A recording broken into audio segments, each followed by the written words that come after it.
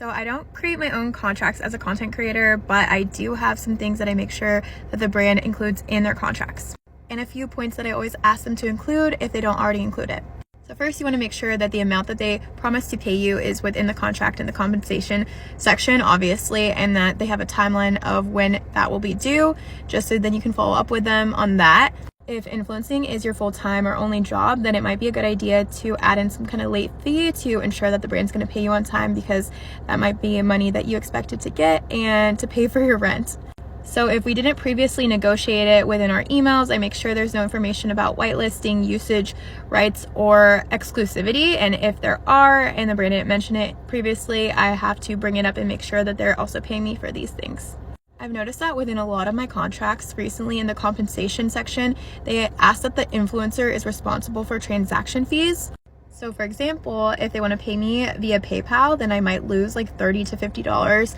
just to get paid. So one thing I negotiate is that I'm not responsible for any PayPal or transaction fees. One thing that I've been recently negotiating into my contracts is if the brand decides to cancel the collaboration for any reason, once I've started creating content that is not due to my lack of performance, that they still have to pay me some kind of minimum fee, just because if a brand decides to cancel after I've already done the work, then I need to get paid for that work. Influencing is not my full-time job, so I can't guarantee that I turn around content within a few days. Usually I have them also put within the contract that I'm going to deliver it within 2 weeks at the earliest, just because it might take me a weekend or two to create the content depending on my schedule.